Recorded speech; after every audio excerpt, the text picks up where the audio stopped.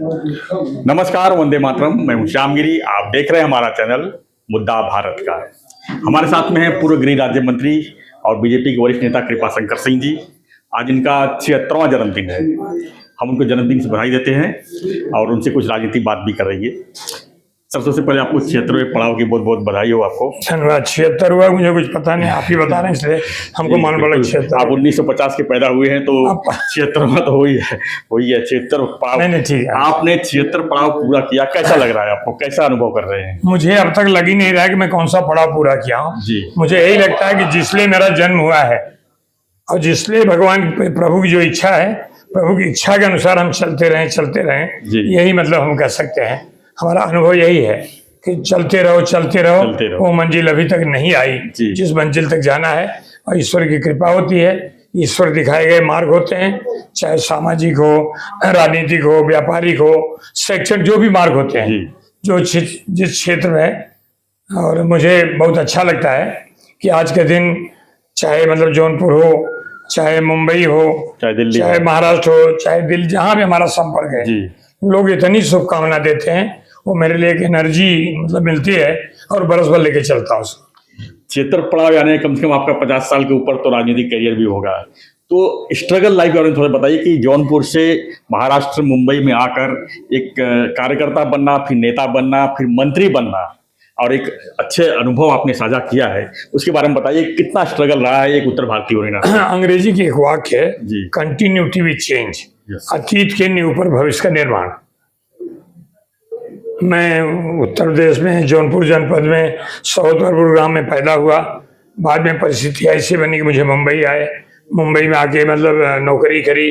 नौकरी के बाद कुछ ऐसी प्रेरणा एक हमारी आदर्श हैं जिन्होंने राजनीति में मुझे उंगली पकड़ के चलना सिखाया। जैसे माँ बच्चे को उंगली पकड़ के चलना सिखाती है, उसी ढंग से राजनीति में। और वो हैं भारत की पूर्व राष्ट्रपति श्रीमती प्रतिभा जी पाटिल जी। उन्होंने मार्ग दिखाया, उस मार्ग पर चलता रहा हूँ। और जहाँ तक देश की बात है, हमारे लिए राष्ट्र प्रथम है, राजनीति बाद में। क्या लगता है आपको कि आपने कभी सोचा था कि आप मंत्री बनेंगे, इतने बड़े नेता बनेंगे? ऐसा कभी आपने अनुभव किया था जब राजनीति में प्रवेश किए थे? मुझे नहीं लगता कि राजनीति में किसी को कोई अनुभव करना चाहिए। राजनीति में अपना काम करते रहना चाहिए, और जब जो स्थितियाँ बनती हैं, ऐसी ऐसी जवाबदारी मिलती है। राजनीति कोई डिग्री लेकर के राजनीति नहीं जाया जाता। राजनीति मतलब सेवा, राजनीति मतलब विचार। तो मुझे लगता है कि उस विचार के माध्यम से चलने की कोशिश है, चल रहा। जैसे दुनिया बदलती है, देश बदलती है, माहौल बदलते हैं, उससे अब राजनीति भी बदलती दिख रही है। काकरोच जमाना आ गया है, तिलचट्टे आ गए हैं दुनिया भर के। क्या कहेंगे आप इस पूरे माहौल को जो पिछले 1 महीने से पैनिक बना हुआ है पूरे देश में? नहीं, मुझे लगता है इस पर गंभीरता से विचार करना चाहिए। राजनीति को भी राजनीति के माध्यम से चलना चाहिए। इस देश का एक अलौकिक परंपरा है, लोकतंत्र की परंपरा है, और परम पूज्य डॉक्टर बाबा साहब अम्बेडकर को दिया गया संविधान की परंपरा है। ये देश संविधान से चलता है, बिल्कुल किसी की भावनाओं से नहीं चलता है।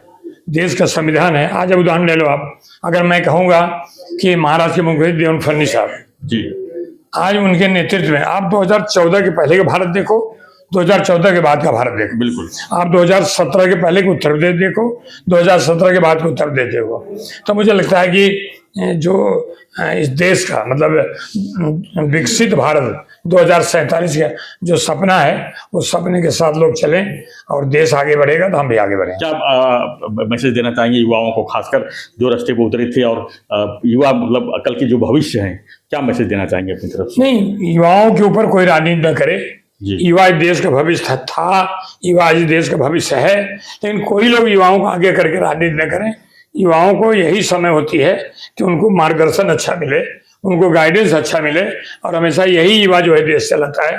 मैं युवाओं के लिए आपके माध्यम से यही कहूँगा कि आपको जो मार्ग राष्ट्रहित में है, जो मार्ग शिक्षा की रत में है, जो मार्ग आपके संस्कार में है, उस पर चलने की कोशिश करें। एक आखिरी सवाल ये है कि अभी 15 अगस्त आ रहा है। 15 अगस्त से मुंबई में, महाराष्ट्र में जिसको मराठी नहीं आती है उसको ऑटो नहीं चला सकता, टैक्सी नहीं चला सकता, ओला उबर नहीं चला सकता। काफ़ी इसको लेकर पैनिक है लोगों में। क्या कहेंगे इस अवसर पर? मुझे लगता है कि सुनते सुनते आप भी जब मुंबई में आए होंगे जी, ये पैनिक तब था, आज भी है, और कुछ लोगों के लिए कल भी रहेगा जी। न पैनिक में जाने की जरूरत है, न उत्तर भारतीय अपना परिश्रम छोड़ने वाले हैं। उत्तर भारतीय आएंगे, उत्तर भारतीय यहाँ परिश्रम करेंगे, चाहे ऑटो रिक्शा चलावें, चाहे टैक्सी चलावें, चाहे फल बेचें, चाहे इंजीनियर बने, डॉक्टर बने, पत्रकार बने, सब मतलब कर रहे हैं। उत्तर भारतीय समाज जो है मेहनती है, परिश्रमी है। उसको कोई ये सही है कि हम सब लोग मराठी भाषा सीखना चाहते हैं, जहाँ जाते हैं वहाँ की भाषा सीखना चाहते हैं, लेकिन हिंदी भूल के ऐसा कौन कहा है जी। हम जहाँ व्यवहारिक भाषा है वहाँ हमको मराठी बोलना चाहिए। हम क्यों छल और हम बोलते हैं, इक्का दुक्का नहीं बोल पाते, वो भी बोलेंगे। हमने पिछली 1 मई को कहा था कि अगली बार 1 मई 2027 में उत्तर भारतीय समाज का ऑटो रिक्शा चलाने वाला, टैक्सी चलाने वाला जय जय महाराष्ट्र माझा गीत गाएंगे, मराठी में गाएंगे। धन्यवाद सर। तो फ्रेंड्स, ये थे कृपाशंकर सिंह जी, जिनका 76वां जन्मदिन है। आप भी अपने कमेंट बॉक्स में जो है चैनल के माध्यम से आपको जन्मदिन की बधाई दीजिए और खबरों के लिए बने रहिए हमारे साथ, देखते रहिए हमारा चैनल मुद्दा भारत का। बहुत बहुत बधाई हो सर, बहुत बहुत धन्यवाद। धन्यवाद, जय हिंद।